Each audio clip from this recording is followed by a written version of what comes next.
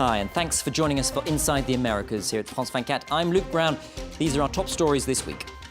It's David and Goliath in North Dakota. The Sioux tribe tries to stop a huge oil pipeline as they claim it'll desecrate sacred land.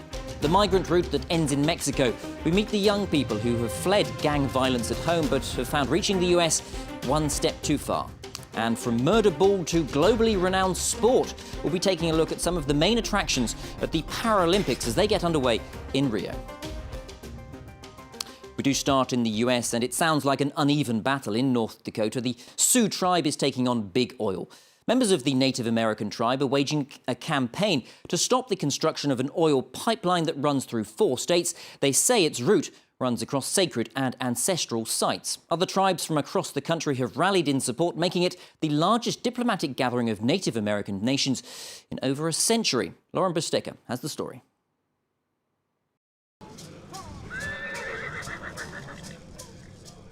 Fighting to preserve their cultural heritage.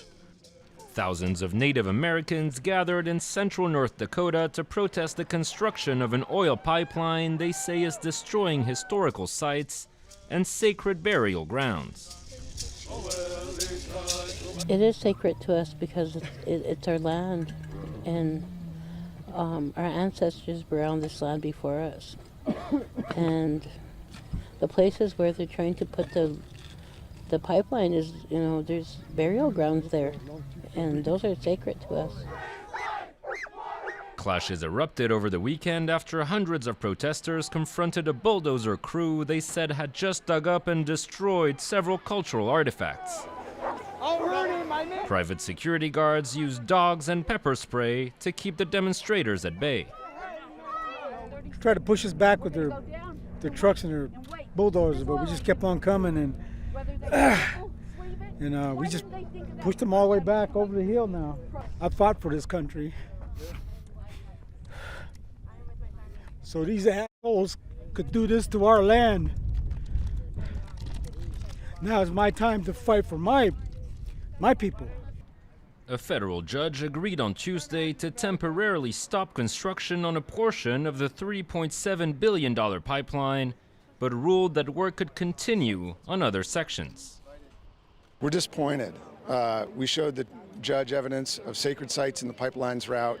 We asked that construction be halted until those sites could be properly surveyed and dealt with. And he gave us a partial victory. The tribe is now waiting for an answer on its larger request to scrap the pipeline altogether.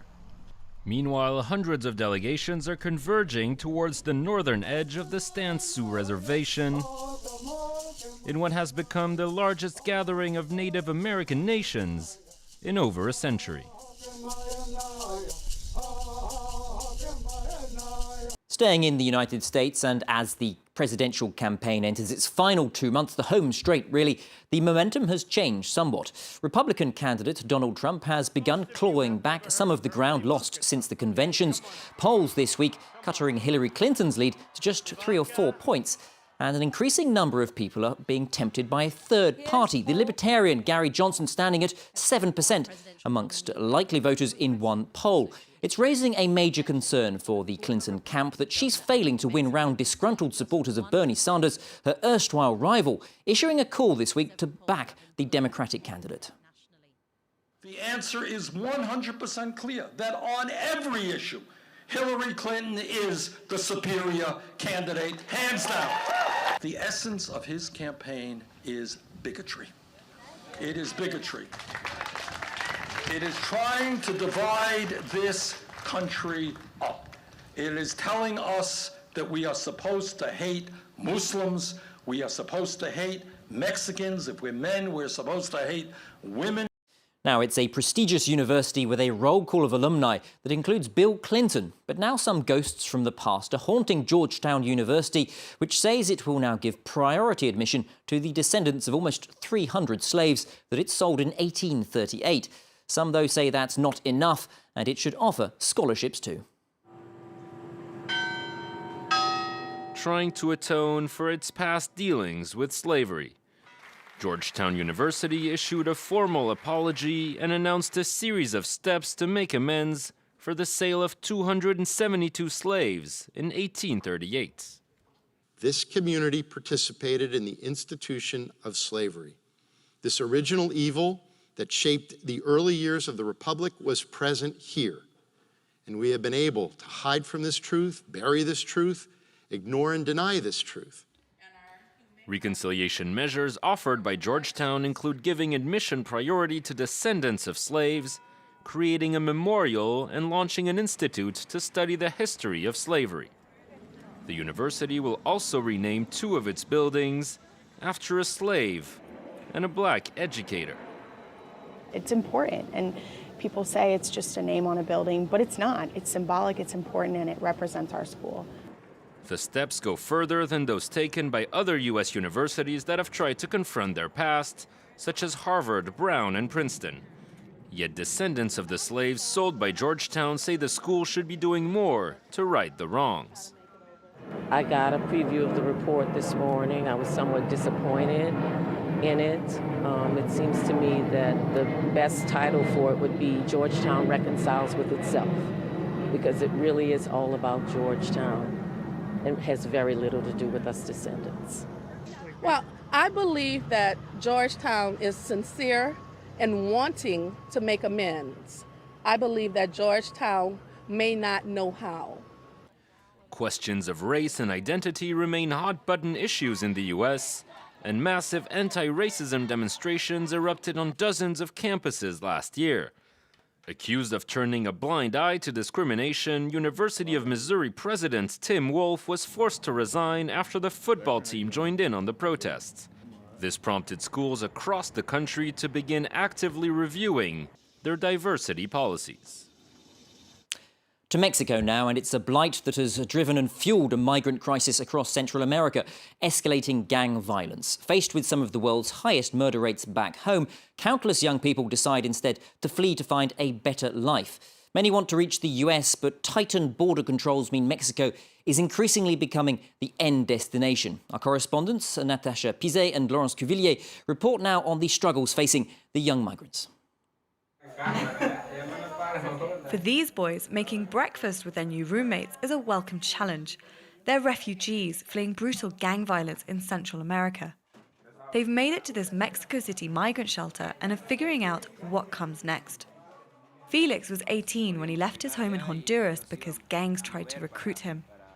If you can't get a job, the gangs are there waiting for you on the streets. That's your only option. So you have to decide what to do.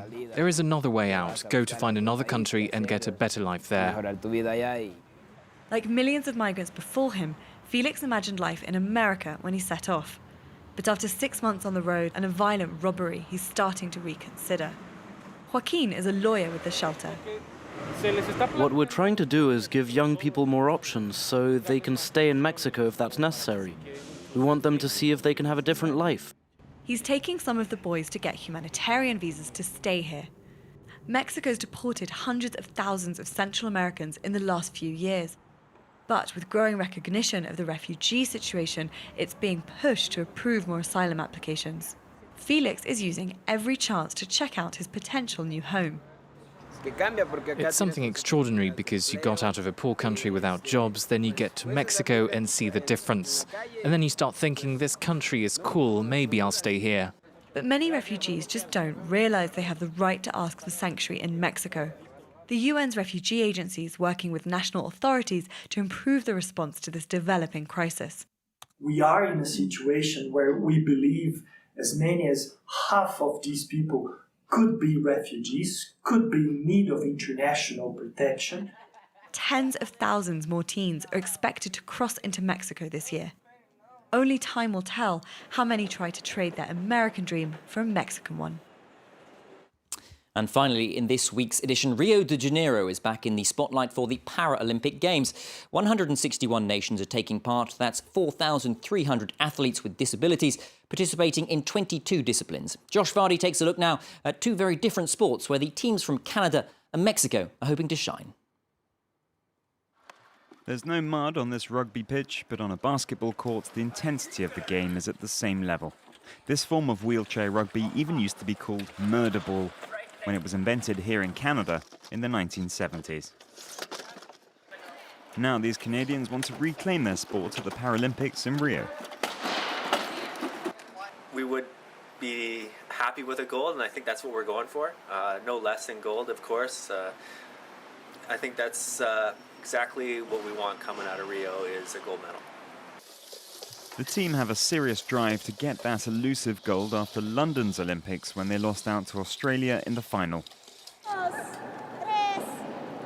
Training is just as intensive further south in Mexico, but these young girls with Down syndrome have a different goal. As a team of synchronized swimmers, their sport isn't recognized as a Paralympic discipline, despite being an Olympic event. But they want to show that it can be. We're going to win. We're going to win because we're united. The Mexico team is due to compete with the United States and Brazil, all three hoping to get synchronized swimming into the Paralympics. People with mental disabilities were excluded from the Games in 2000 before being reintegrated in 2012. Today they can still only compete in 3 sports: table tennis, athletics and swimming. Synchronized swimming is a very good sport because it helps the girls work on their memory, their attention spans, their concentration, and it helps them develop social skills. Thanks to this intensive and effective training, the team has already taken home medals from all over the world. For them, going to Rio is not only an opportunity to show what they're capable of as swimmers, but also a chance to change attitudes towards people with Down syndrome. And that's all for this week's edition of Inside the Americas. Do stay tuned, though, to France 24 for more news and headlines.